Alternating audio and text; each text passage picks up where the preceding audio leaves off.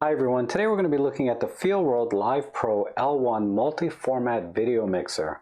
And yeah, I know that's a mouthful, but basically it's a little black box that allows you to hook up to 4 cameras and switch between them quickly for your live streams, conference calls, or content creation. Now, full disclosure, FEELWORLD did send this device out to me for free in exchange for a review, but they have not seen this video before I published it, and of course I'll be giving you my honest opinion. Also, you may see some links down below to the manufacturer directly or to an Amazon affiliate link. And I am an Amazon associate and I'll earn a fee on any qualifying purchases. That helps support the channel and I really appreciate it. So with that out of the way, let's go ahead and get started.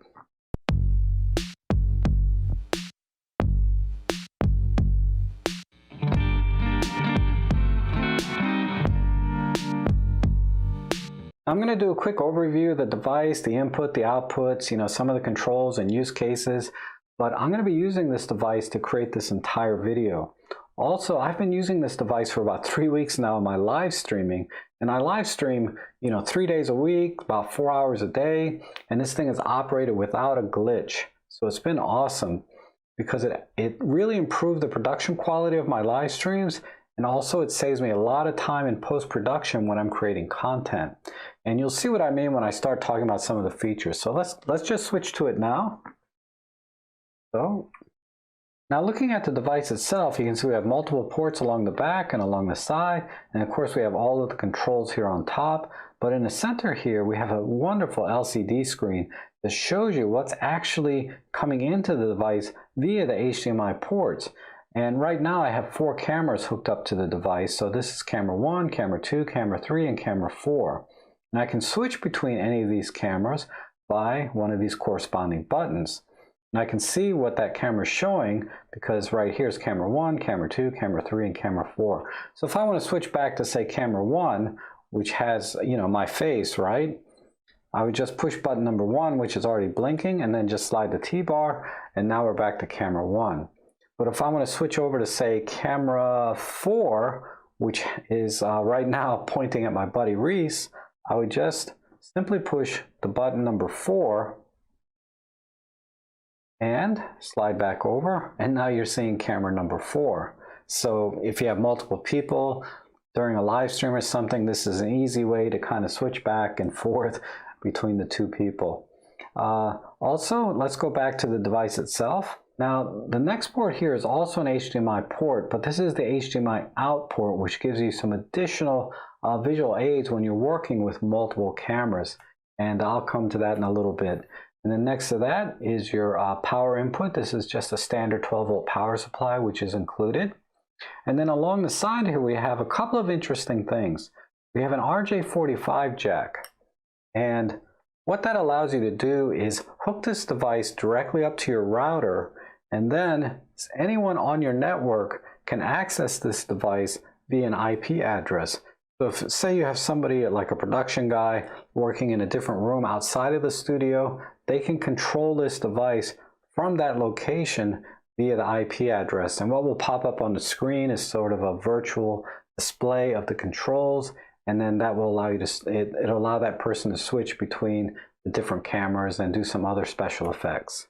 Now, it's not a use case that I would consider, so I'm not going to go into that much more, but just know that it does have that ability. Now, right next to it, we have our audio input and output.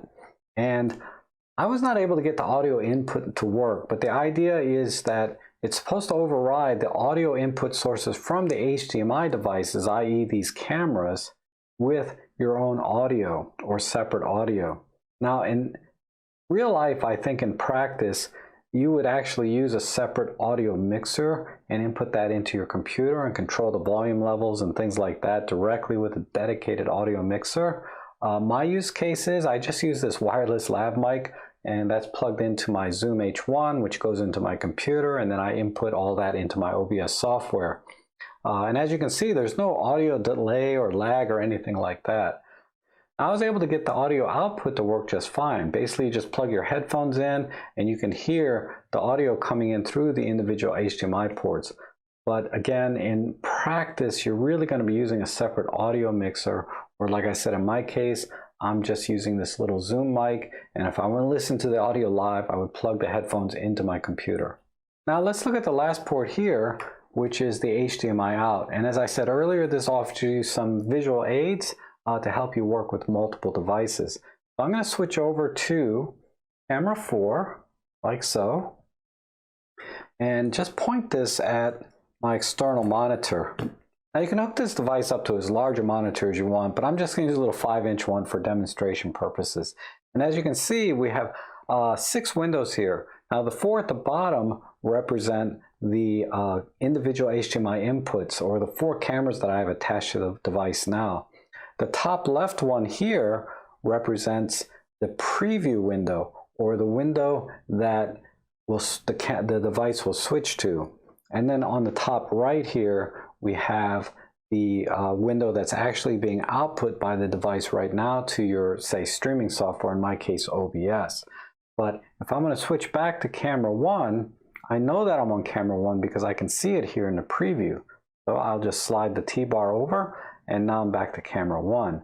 But if I want to switch to, say, camera 3, which is just a shot of my keyboard right now, I can hit the camera 3 button, switch over, and now you're looking at my keyboard here.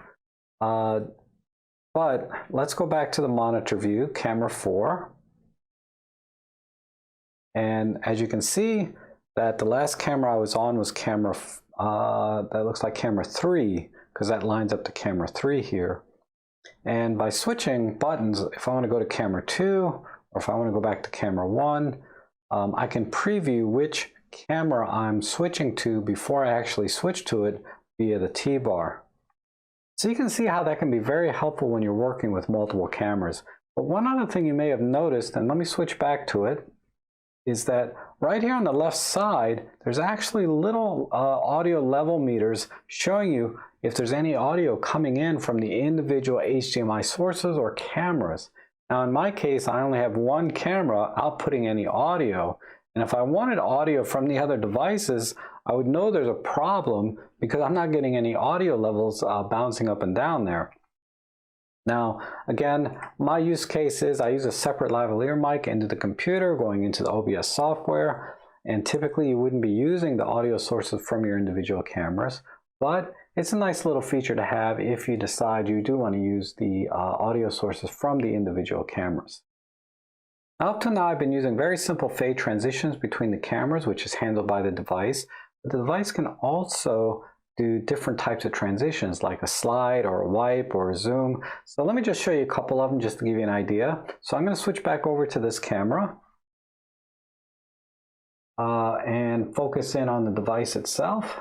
To change the transition, all I do is I go into the software button and I go into the mix menu, and then I can change it. As you can see right now, maybe it's on fade, but if I want to change it to, say, a swipe, I rotate this dial here, then I push in, it turns yellow. Now I'm in a swipe mode, and I can just swipe back and forth between the two cameras.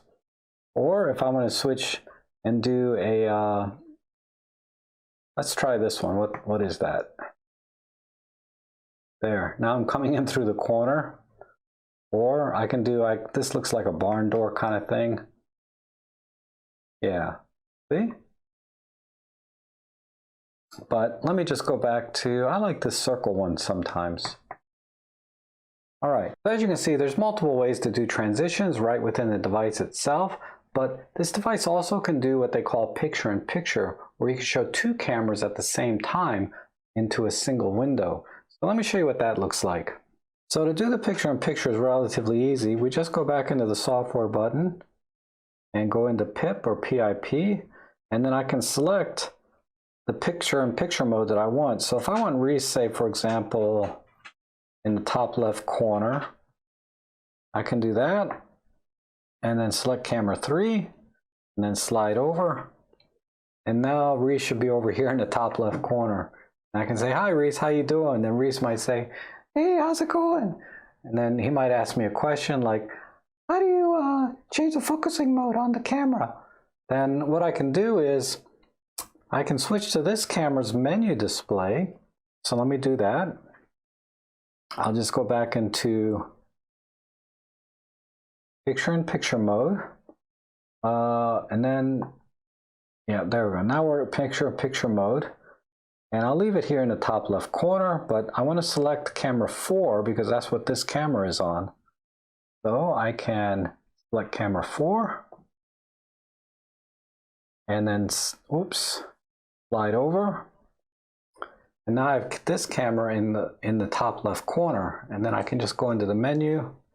And I can say, okay, to change the focusing mode, actually you go into Super Control Panel, and you can rotate the front dial and change it to single point, continuous, manual focus, single point with manual focus, continuous with tracking, etc.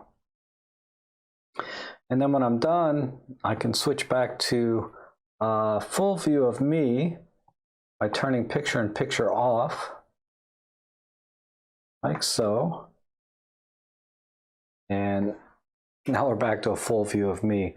Now the picture in picture has some other options, so you could put the images side by side, top to bottom, or in different corners, and it'll really add some polish to your live streaming and or your content creation. Now what really got me excited about this device was the time it was going to save me in post-production. Now I just finished editing this video, except for the part that I'm recording now, and it only took me about an hour. If I had to do this without a device like this, recording off of 4 cameras, I would have had to start and stop each camera separately, and then when I was done with the total shoot, I would have had to pull 4 memory cards out, load them into my DaVinci Resolve video editing software, create 4 tracks, and then start syncing and timing all of the different cameras onto the timeline, all the while trying to sync the audio on top of that. And I can tell you that used to take me 5 to 8 hours minimum to do a job like that.